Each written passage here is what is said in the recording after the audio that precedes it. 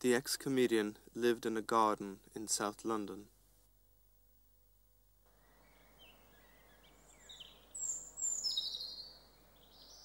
This had been his sanctuary ever since, in 1991, he had given up comedy on the advice of his doctors.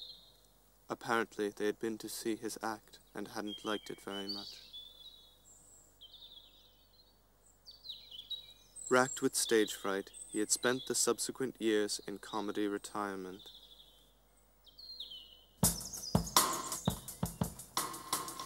But now his idyll was threatened. A character from his comedy past was appearing on television, in the newspapers, invading his sanctuary.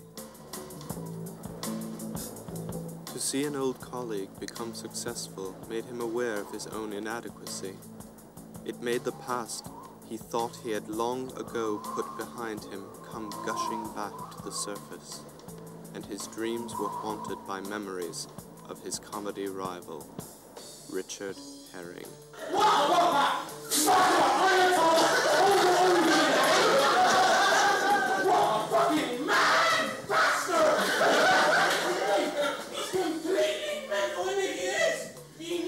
Check-up from the neck up.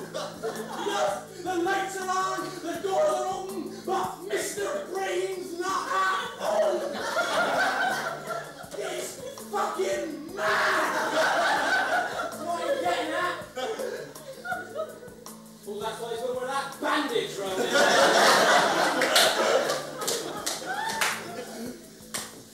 In fact, he's got old cuss and he's got old Mick.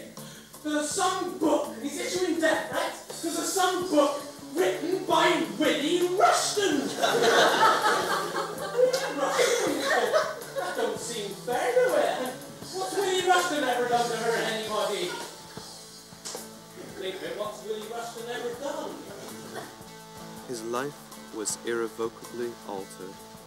The garden now felt more like a prison than a sanctuary. But then he had an idea. If he could only find his old colleague, talk to him, discover his essence, what made him tick, in short, find the real Richard Herring, he might find his own real self, and a way out of his present predicament.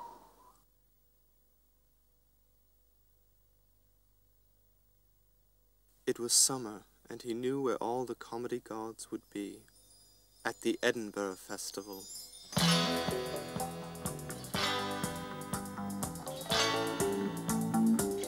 Rumour had it that Richard Herring was now so huge on the Edinburgh comedy scene that traffic had to be quite literally diverted around him. He was out there somewhere, and the ex-comedian knew he would find him.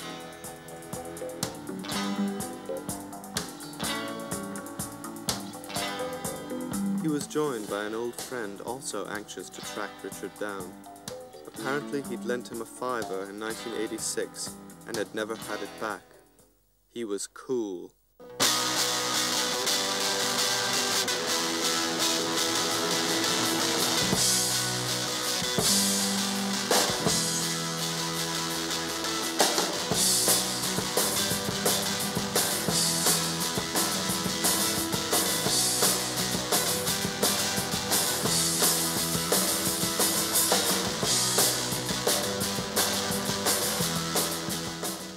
Richard Herring's publicity was everywhere, but the man himself was harder to find. Meanwhile, his friend conducted a venue-to-venue search of the Fringe. But sightings were inconsistent, confused, contradictory. It was only when they thought of reading the name of Richard's venue on the poster that they started to get close.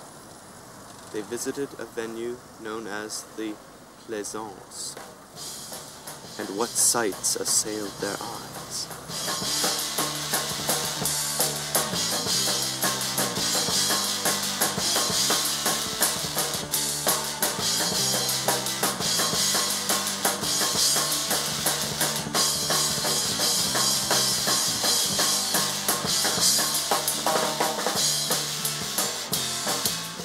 word had got round that 2 journalists were tracking down Richard Herring, and the comedy folk closed ranks against them.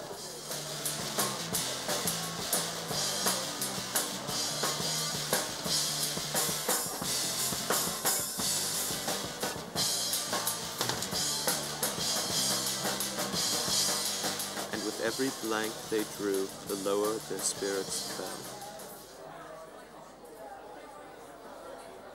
But then the ex-comedian became aware of a figure he thought he recognized.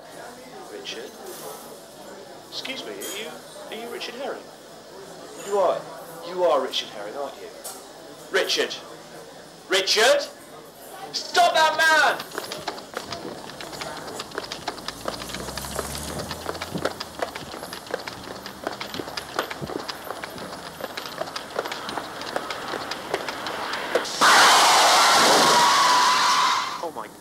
Richard Herring. But when he turned the body over with his foot, the face that stared back at him was not Richard Herring's. It was his warm-up man's. It was futile. They only had 1 day left and hadn't even glimpsed their quarry yet. The anger and frustration made the ex-comedian's dreams start again. No, if they're going to start issuing death, they should do it someone who really deserves it, shouldn't they? Like Giles Brandreth. No, there's a fucking cunt, am I right? Is it true that people in Newcastle ride around in cars and leave their own shit? Dreams of alienation, and always the mocking face of the one who eluded them.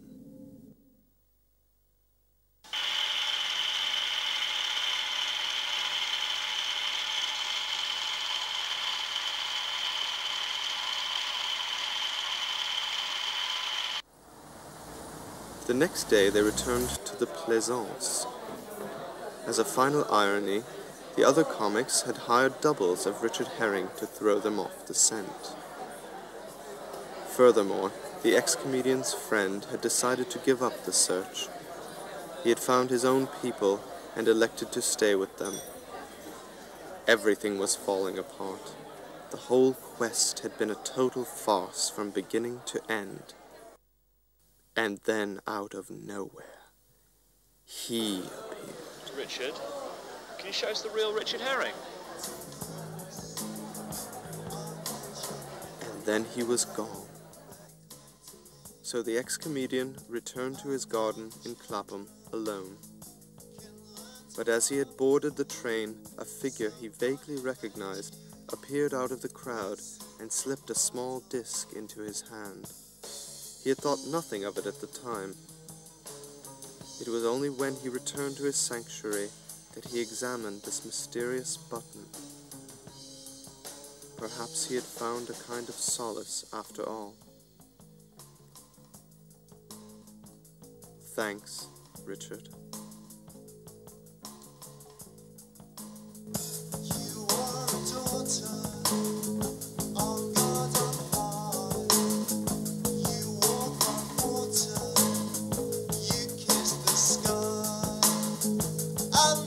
Children can kiss your anus, you're prepubescent, but you are famous.